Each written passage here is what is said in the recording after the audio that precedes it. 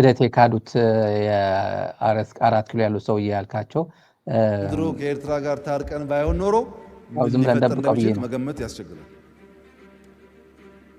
መታረቃችን የግለሰቦች አለመሆኑን መታረቃችን የህዝቦች መሆኑን ከኤርትራ መንግስት በላይ የኤርትራ ህዝብ በተግባር አሳይቶናል። በጣም ነው የምናመሰግነው የኤርትራ ህዝብና መንግስት ስላደረገው ነገር። እንግዲህ ይሄ አገዛዝ ነው እንግዲህ አሁን መጥቶ ጦርነት እየቀሰቀሰብኝ ነው የኢትዮጵያ የዘላለም ጠላት ነው ብሎ ፕሮፌሰር የተነተንከው የዘላለም ጠላት ትግራይም የገባው ህወሓትን ለማጥፋት ነው። በኢትዮጵያ ፖለቲካ እንዲያውም አጋዥ ሆኖ ጎረቤት ሆኖ አጋዥ መሆን ሲገባው ዲፕሎማሲ ሰርቶ ሶልቭ ማድረግ ሲገባው መጥቶ በትግራይ ፖለቲካ ጥልቅ ብሎ ገብቶብኛል ብሎ የኢትዮጵያ መንግስት የከሰሰው በዚህ የዛሬ አርቲክል ወደ የቀይ ባህር ጉዳይ እኔ አይደለም ምገባው እነሱ በኢትዮጵያ ላይ ጣልቃ እየገቡብኝ ስለሆነ ነው። ፕሮፌሰር ስለ ፖለቲካል ኢንተርፌረንስ ምን ማለት ነው? እስቲ እዛ ላይ ትንሽ አስተያየት እንድሰጥበት ሁለት ቪዲዮዎችን አሳያለሁ ለተመልካቾችም። ፕሮፌሰር ጣልቃ እየገባ ያለው ማን ነው? ጣልቃ ገብነት ነው አይደለም በሚለው እስቲ በአባዱላ እንጀምር። አሰብ የኤርትራ አካል አልነበረም። አሰብ የወሎ አካል ነው በነበረው የክፍለ ሀገር ክፍፍል ማለት ነው። እንዴት ሆኖ ነው ነገሩ በሙሉ የተገለባበጠው? ለራሴ የማይገባኝ ይሄ የሆነበት ዋና ምክንያት ሁሉም አጀንዳውን ተጠቅሞ እቺን ሀገር ለድህነትና ለእርስ በርስ ሁከት ዳርጓት እንዲቀጥል ስለሚፈልግ ብቻ ነው። እየፈለጉ ህዳሴ ተመርቋል፣ ምንም አማራጭ የለው። እየፈለጉ መንግስታችን የማዳበሪያ ፋብሪካ እየገነባ ነው። እየፈለጉ መንግስታችን ጋዝ እያወጣ ነው። እየፈለጉ ሌሎች የማዕድን ስራዎች እየተሰሩ ናቸው። እየፈለጉ ከተሞቻችን ገጠሮቻችን መበልጸግ ጀምረዋል። እየፈለጉ ሌሎች የቱሪስት ማዕከላት እየተገነቡ ነው። የሚቆም ምንም ነገር የለም። ስለዚህ ይፈልጋሉ ግን አይቆምም። አይቆምም ብቻ ሳይሆን እነሱ ይጠፋሉ የማምነው። ፕሮፌሰር ከዚህ ቀጥሎ የጓደኛው የባጫ ደበሌን እናደርግና አንድ ላይ አስተያየት እንሰጥበት ፈልጋለሁ። የጣልቃ ገብነት ምን ማለት ነው በሚለው በእኛዎቹ ሰዎች እንጀምር። ጋናጅነችና ዘን ሆምወርኩ ለነሱ እንስጥ ነው። እኛ የወሰነው ሆምወርክ የለንም። የምንጠይቀው ያላግባብ የተወሰደ እንትን አለ፣ የባህር በር ፍላጎት አለ። ይህም በጠመንጃ አፈሙዝ አንፈልግም። የጠመንጃ አፈሙዝ የሚፈለጉ በጠመንጃ አፈሙዝ የሚባልበት ጊዜ ሁሉ ነገር ሁሉ አይነት ምንድነው አማራጮች ሲጠፉ ነው ወደ ጠመንጃ የምትሄደው እንጂ ዘሎ ሸሚዝ ሰብስቦ ወደ ጠመንጃ መሄድ የሚባል ነገር የለም። የኤርትራ ህዝብ ኢሳያስ አፈወርቅ ሃይማኖቱ አድርጎ ጳጳሱም አድርጎ ፕሬዚደንቱንም አድርጎ በዚህ አይነት ሁሉንም ነገር አድርጎ ማመን የለበትም። ሃይማኖት አድርገህ ካስቀመጥከው ያው ሃይማኖት የሆነው ጳጳስ ይሆናል እዛው ኢሳያስ፣ እዛው ደግሞ ፕሬዚደንት የሚሆንበት ምክንያት የለም። የኤርትራ እናቶች ማህፀን እኮ ለምለም ነው እና ለኤርትራ የሚሆን የበረሃ አስተሳሰብ የሌለው መሪ መፍጠር አለባቸው። ትላንትና ኢሳያስ አፈወርቅን ተቃውሞ የሸሹና አውሮፓ አሳይለም የጠየቁ ዛሬ መልሰው ወደ አፎም ብለው ከአንተ በስተቀር በሱ የሚያማትቡ እነዚህ ህዝብ ነው ምንጊዜም ምንድነው አምባገነኖችን የሚፈጥረው። ስለዚህ ይሄ ለውጥ መምጣት አለበት። ለውጥ የሚመጣው ደግሞ ለውጥ ሊያመጣ የሚችል መሪ ሲኖር ነው። ፕሮፌሰር የነዚህ ሰዎች ጣልቃ ገብነት ነው። ጣልቃ ገብነት አሁን መንግስት ያው ዛሬ ካወጣው አርቲክል አንጻር እኛ በቀይ ባህር በአሰብ ምክንያት ወደ ጦርነት አንገባም የሚሉት እነዚህ የጀነራሎቹ የጀነራል አባዱላና የጀነራል ባጫ ደበሌ ጉዳይ እስቲ እንዴት ነው የሚተነተነው ዛሬ ካነበብከው አርቲክል አንጻር? አሁን መጨረሻ ላይ ያልከው ጀነራል ነው አምባሳደር ነው። እኔ እዛ ላይ ሀሳብ አልሰጥም። ለምን መሰለህ ሀሳብ የማልሰጠው ምናልባት ውጭ ጉዳይ ሚኒስትር ለመሆን ፈልገው የሚያወራው ነገር ነው እና ማንም ደንቆሮ ወጥቶ በተናገረ ቁጥር እኔ ሀሳብ ልሰጥበት አልፈልግም። ጥቅምም የለውም።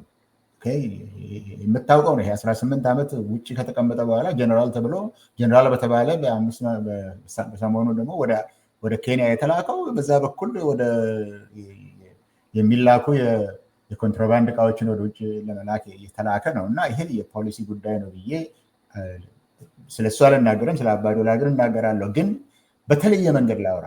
ይሄን የምልህ ማንም እዛ የብልጽግና ሰው ነው የተባለ ደንቆሮ ወጥቶ በተናገረ ቁጥር ለእያንዳንዱ መልስ ለመስጠት አንችልም፣ መስጠትም የለብንም። ለዚህ ነው ንቀን መተው አለብን የምልህ። ይሄ የሚናቅ ነው፣ የምትንቀው ነገር ነው እና ግን የሚያንጸባርቀው ነገር አለ። አሁን ፕሮፌሰር ማዕረግ ይናቃ። እነዚህ ሰዎች የተናቁ ናቸው። ግን እኛ እኮ እያወራን ያለው ለስልጣናቸው እኮ ትልልቅ አምባሳደሮች ናቸው። ይሄ ሰውዬ አምባሳደር ነው። እኔ ንቄዋለሁ እንግዲህ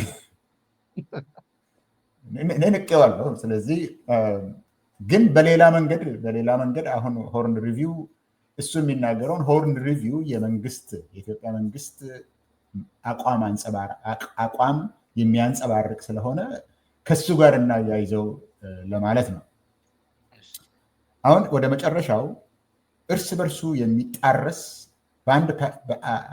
ሁለት መስመሮች ውስጥ እርስ በርሱ የሚጣረስ ነገር አለ። እዚህ ውስጥም አለ። ይሄ አሁን የተናገረው አምባሳደር ያልከው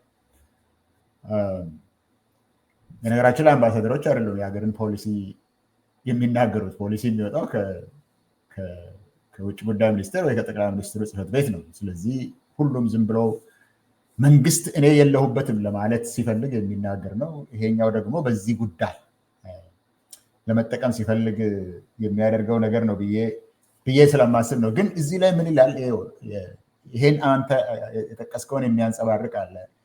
ኤሪትሪያስ renewed hostility toward the Abiy administration predates Ethiopia's explicit pursuit of sovereign maritime access ይላል በአንድ በኩል።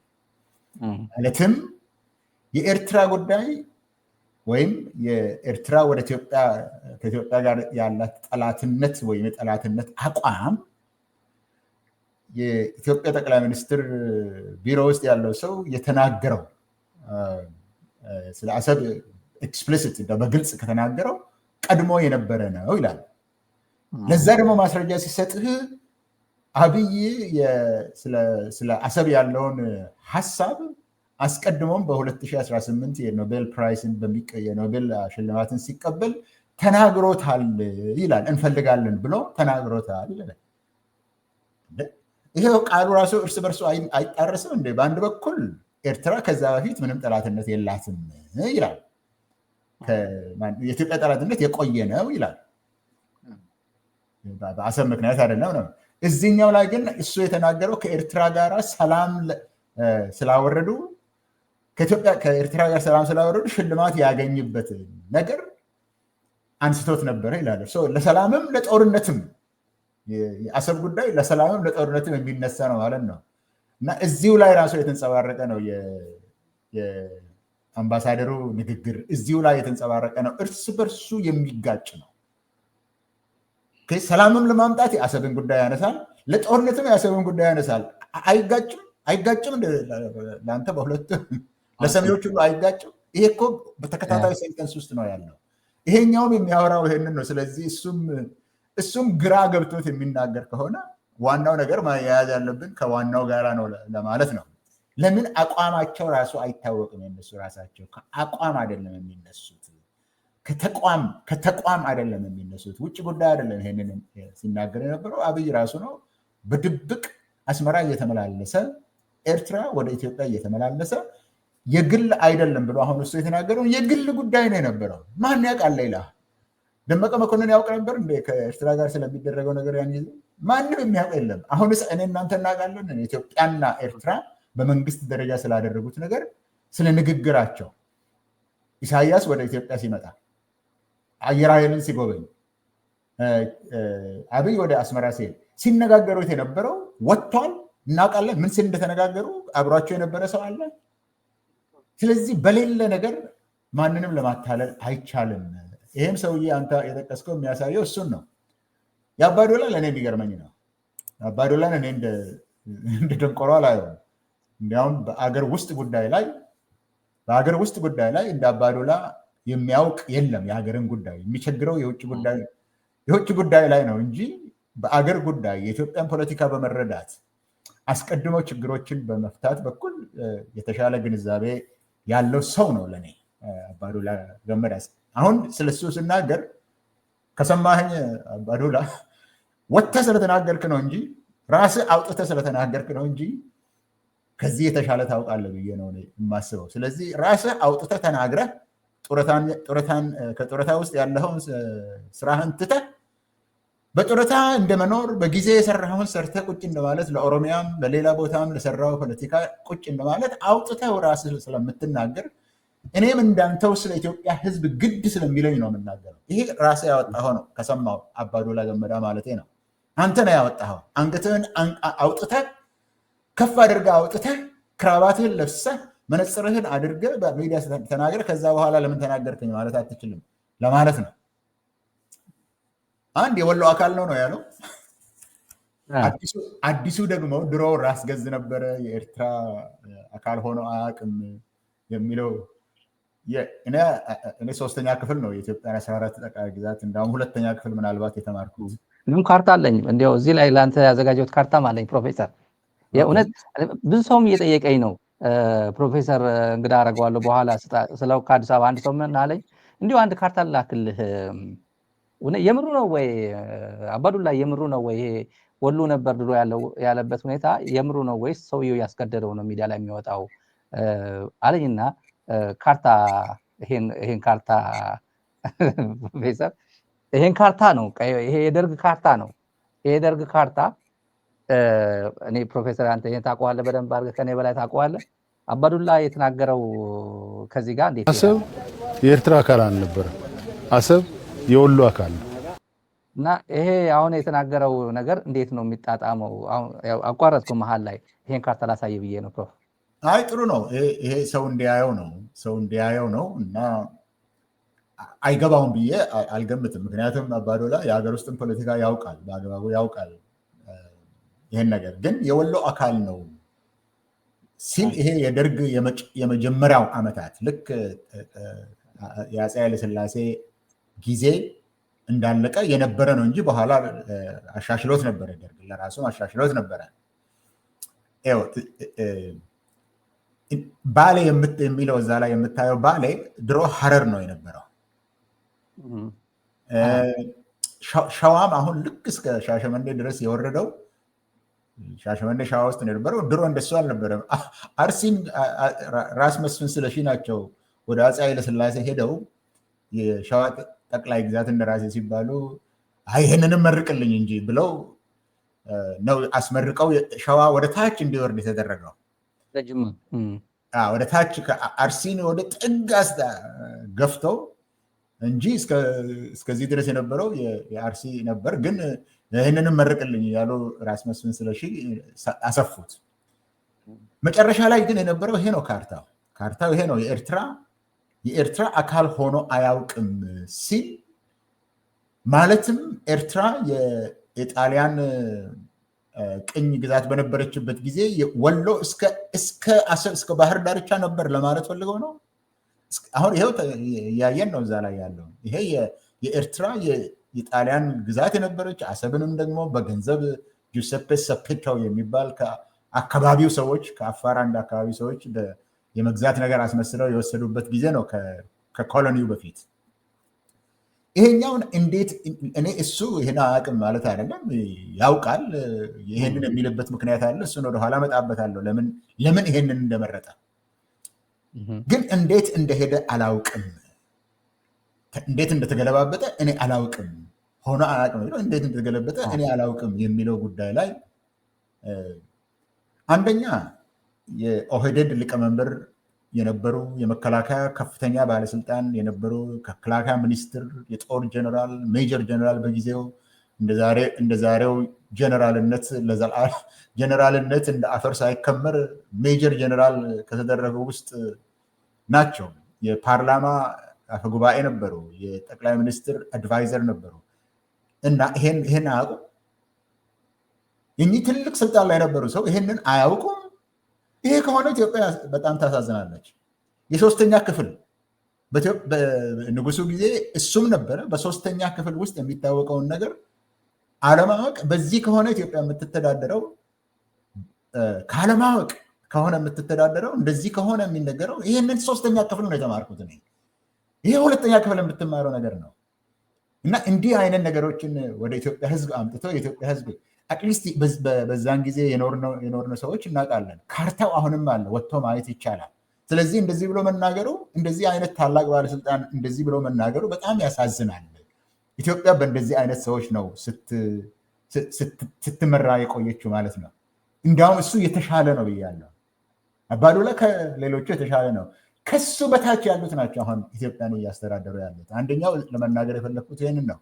ሁለተኛ እንዲያውም ከሱ ጋር የምስማማበት ጉዳይ አለ። እሱ ሳያውቀው የተናገረው ምንድን ነው ያለው? አሰብ የኢትዮጵያ የወሎ አካል ነው የነበረችው፣ ኤርትራ አካል ሆና እንደነበረች አላውቅም ካለ በኋላ ነገር ግን ሁሉም አጀንዳውን ይህንን የአሰብን አጀንዳ ተጠቅመው ይህንኑ ለስልጣን ተጠቅመው ኢትዮጵያን ለድህነት ለእርስ በርስ ሁከት ዳርጎ ለማቆየት በስልጣን ላይ ለመቆየት ነው አለ። እሱን አይደለም እንደኛም የምንለው። አሁንም አሰብን ካልወሰድን የምትሉት እኮ እውነት አይደለም። ኢትዮጵያንን በድህነት ለማቆየት በእርስ በርስ ሁከት ውስጥ በመዳረግ በስልጣን ላይ ለመቆየት ነው የምንለው እኮ እሱን ነው። ስለዚህ እዚህኛው ላይ አባዱላ ያለውን ትክክል ነው ያለው። አምልጠው ተናገርክ ይሁን ስታውቀው ተናገርክ እንደሆነ አላውቅም። እዛ ላይ ግን ትክክል ነው። የአሰብ ጉዳይ አይደለም። አሁን ኢትዮጵያን በሁከት ዳርጎ ጦርነት ዳርጎ ከአካባቢው ጋር አጣልቶ አካባቢውን በሙሉ ረብሾ ቅድም ስለ አሜሪካ አንስተን ጦርነት እንዳይኖር የሚል ነገር ጽፈዋል። ያ ሁሉ የሚደረገው ስልጣን ላይ ለመቆየት ኢትዮጵያን እርስ በርስ ለጦርነት ዳርጎ እውነት ነው የተናገርከው። እዛ ላይ አላውቅም ስላልከው ለአባዱላ ነው የምናገረው። አንደኛ ለማስታወስ ያህል ነው። አባዱላ ራሱ ትዝ እንዲለው ረስቶት ከሆነ ማለት ነው።